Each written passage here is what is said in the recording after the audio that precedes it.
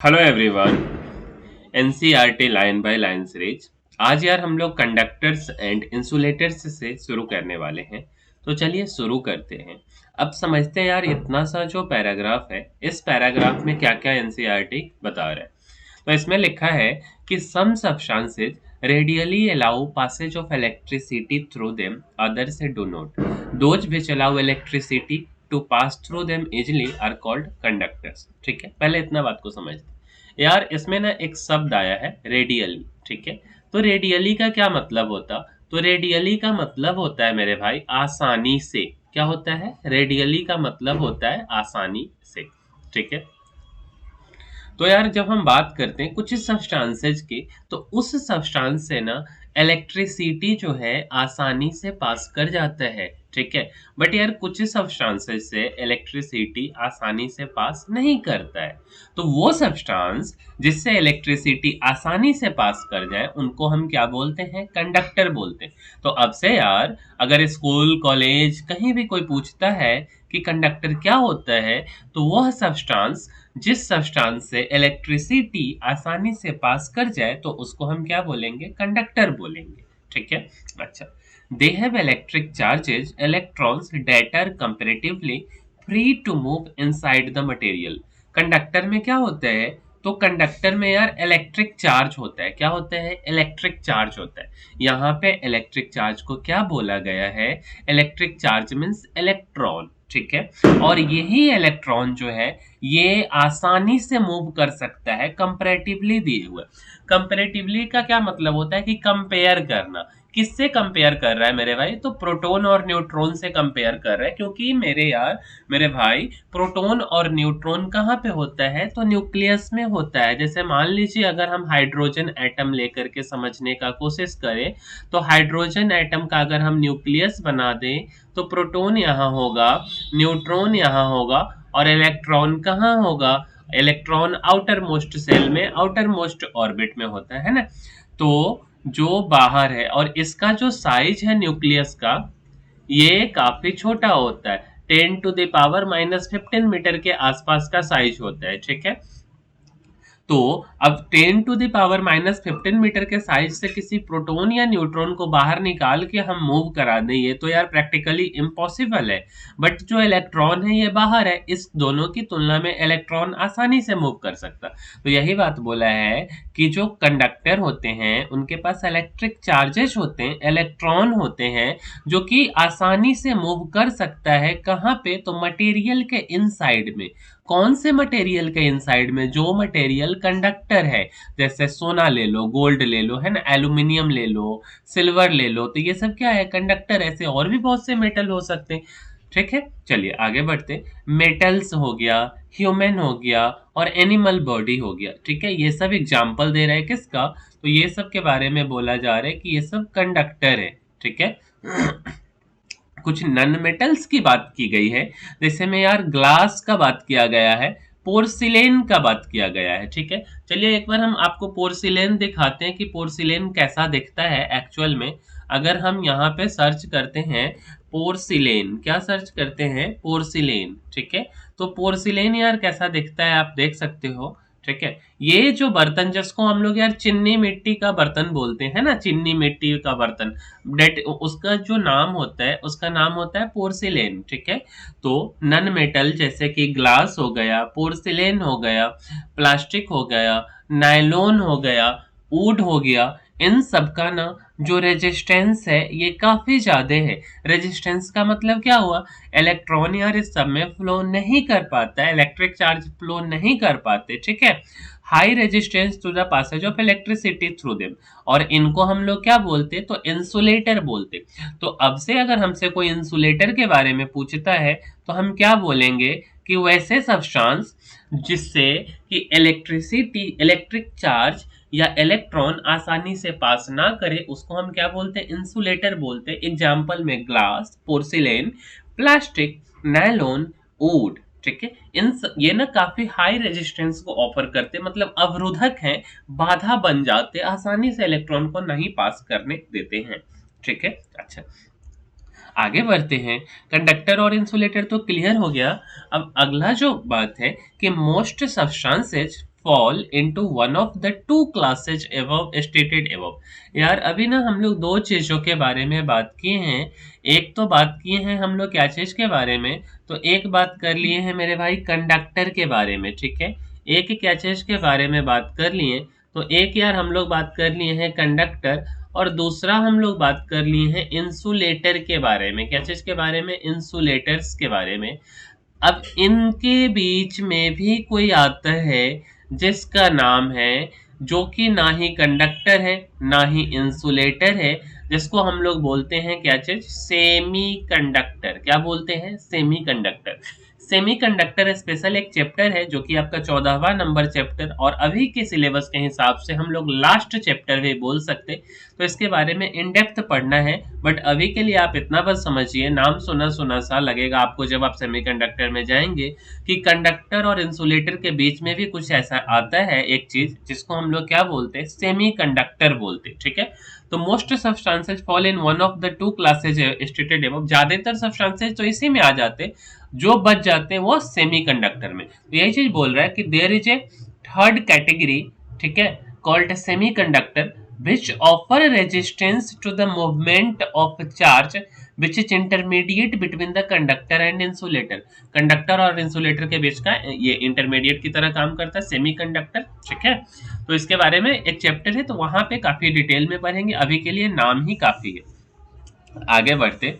When some charge is transferred to a conductor, it radially gets distributed over the entire surface of the conductor। देखिए इस बात को समझिएगा, ठीक है, इतना सा बात। जैसे मान लो कि यार मेरे पास ये कंडक्टर है, ठीक है। क्या है ये?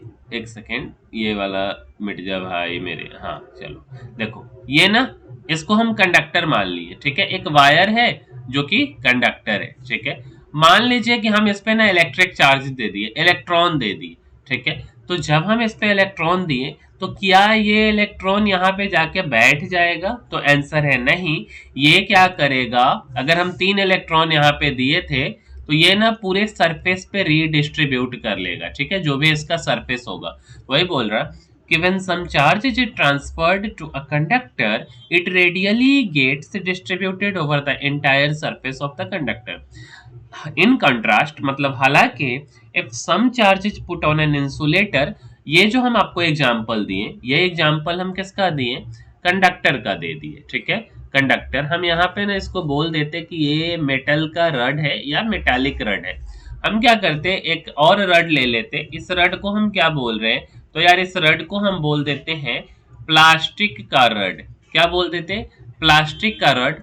और हम इसको क्या बोल देते हैं? ये इंसुलेटर है, ठीक है।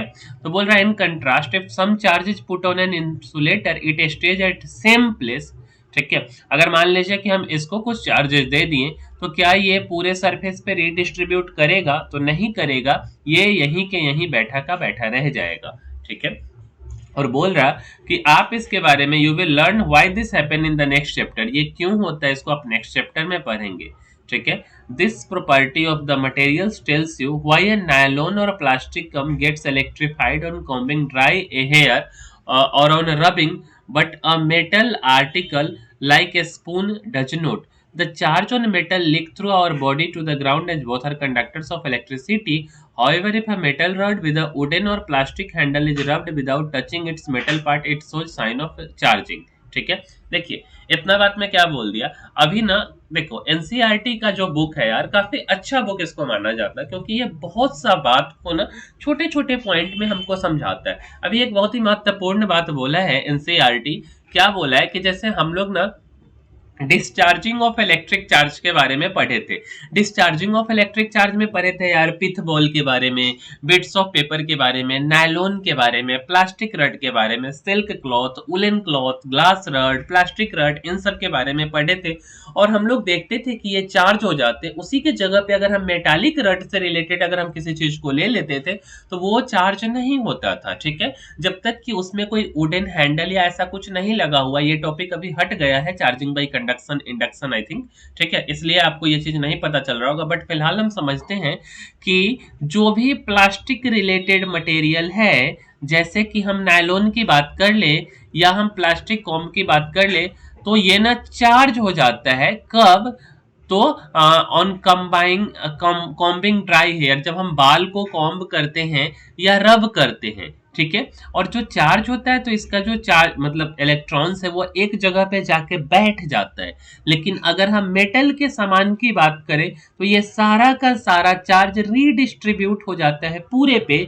और जब अगर हम इस मेटल को टच करें तो ये चार्ज हमारे बॉडी से, हमारा बॉडी भी एक कंडक्टर है, तो कंडक्टर से ट्रांसफर होके वो पृथ्वी में चला जाता है। वही बात बोल रहा है कि मेटल लाइक ए स्पून के साथ ऐसा कुछ नहीं होता है, क्योंकि जो चार्ज है, the charge on metal leak through our body, हमारे बॉडी के थ्रू लीक कर जाता है to the ground as both are conductors of electricity. हम क्या बोले थे अभी कि जैसे मान लीजिए कि ये रड है और अगर हम यहाँ पे कोई लकड़ी लगा दे, हैंडल लगा देते हैं, और ये हैंडल क्या चीज का है, तो वुडन है, तब चार्ज लीक नहीं होगा। अगर हम इस हैंडल को कट कर दे, इस हैंडल को हम तोड़ के हटा दे, हम मेटालिक रड को पकड़ लेते हैं, तो इस केस में क्या होगा, चार्ज जो है क्या होगा, लीक करेगा, देन चार्ज लीक्ड, ठीक है। However, if a metal rod with a wooden or plastic handle is rubbed without touching its metal part, it shows sign of charging, ठीक है। मीन्स अगर मेटल रॉड है और अगर हम वुडन या प्लास्टिक हैंडल लगा के उसको रब करते हैं, उसके मेटल पार्ट को टच नहीं करते, तो ये चार्जिंग का साइन दिखाता है। तो अभी तक हम लोग मोटा मोटी इन्हीं सब चीजों के बारे में पढ़े थे। कंडक्टर क्या होता, इंसुलेटर क्या होता, एक नया सा नाम आ गया था सेमीकंडक्टर, और जो प्लास्टिक का रड होता है उस पे चार्ज, मतलब कि प्लास्टिक वाले सामान पे जो चार्ज होता है, इलेक्ट्रिक चार्ज, वो रीडिस्ट्रीब्यूट नहीं होते, एक जगह पे जाके बैठ जाते हैं, चिपक जाते हैं। लेकिन वही चीज अगर हम कंडक्टर के केस में बात करते तो रीडिस्ट्रीब्यूट हो जाते हैं। इसी सब के बारे में हम पढ़े हैं अभी तक। अब अगला जो हमारा टॉपिक है मेरे भाई, ये है basic properties of electric charge. क्या है यार, अभी हम बार बार इलेक्ट्रिक चार्ज के बारे में पढ़ रहे हैं, तो इसका कुछ ना कुछ तो प्रॉपर्टी होगा। क्या होगा, इसका कुछ ना कुछ प्रॉपर्टीज होगा, है ना। तो उसके बारे में हम लोगों को पढ़ना है कि इलेक्ट्रिक चार्ज का बेसिक प्रॉपर्टीज क्या क्या है। तो क्या बोल रहा है, we have seen that there are two types of charges. सबसे पहला बात कि चार्ज दो टाइप का होता है और उनका जो नाम है कुछ इस प्रकार से है, एक को हम पॉजिटिव बोलते हैं, एक को नेगेटिव बोलते हैं। And their effects tends to cancel each other. और एक पॉजिटिव और एक नेगेटिव मिल जाए, या दो पॉजिटिव दो नेगेटिव मिल जाए, या 10 पॉजिटिव 10 नेगेटिव मिल जाए, तो उनके प्रभाव को क्या किया जाता है, कैंसिल आउट कर दिया जाता है। इस बात को हम ऐसे समझते हैं, प्लस ई है और माइनस ई है, ये है पॉजिटिव चार्ज और ये है negative charge, equal to zero हो गया। ऐसा हम 10 पॉजिटिव 10 नेगेटिव ले लेंगे तो वो जीरो हो जाएगा। और इसी के बारे में here we shall now describe some other properties of electric charge.